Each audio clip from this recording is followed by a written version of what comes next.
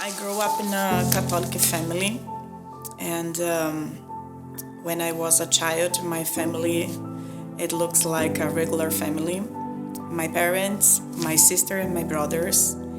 And when I was almost 17 years old, I discovered that my sister was my mom, my biological mom. And things start to make sense for me because I almost always saw her sad and drinking. So can you imagine how painful it is when you have a daughter, you live together, you can keep it in secret. It's very painful. So that's why she was so miserable.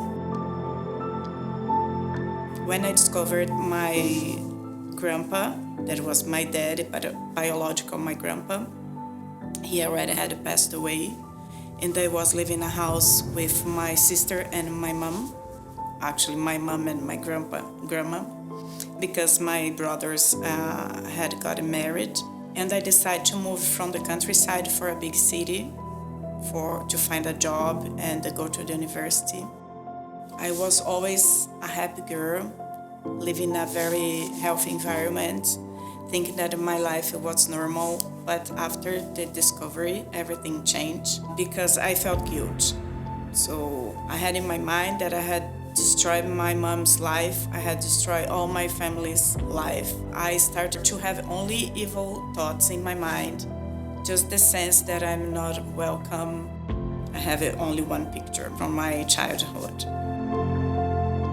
So I went to the university. I found a great job. I got married. I had my daughter. I survived a cancer.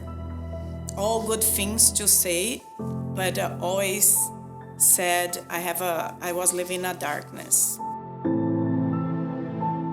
4 years ago, my depression was getting worse, and the doctor tried many different medications to see if I can be better, and then nothing works. I went through many different therapies, and one day Rita invited me to attend Alpha, and she says that it's a really nice program, that I could review my faith, and to stay with Christian people that will be very helpful for me.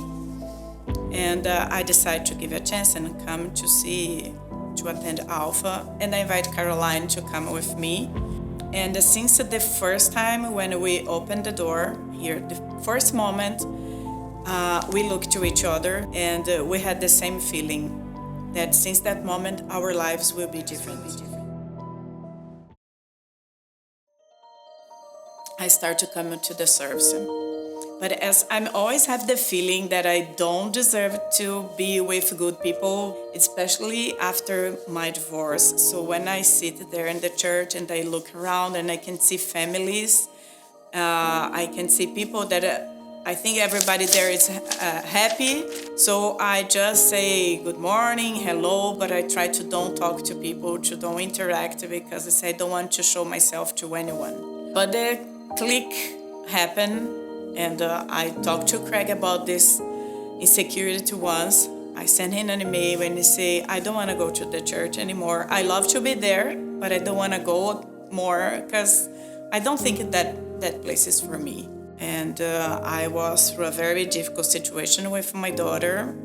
And this was another thing that makes believe that I don't deserve to be here. And he told me, come here. Here, it's your place, your community. Here you have a family, and this family is for you and for your daughter. And this was amazing for me. And I really believe that Jesus was talking to me through him. So since that day, I start to see my life in a different way. And I say, yeah, I'm welcome. I'm loved. I know who is my father now. So my family could opt for abortion or for adoption, but I was there because the God's plan was different. So he took care of my life since he always, I'm pretty sure about that. But now I think that I'm mature enough to hear his call. And I'm more than happy to be here. Finally, I'm not blind anymore. I can see His grace, His mercy in my life. I'm now someone who believes in God, and I want to show my faith. And my baptism for me means to born again.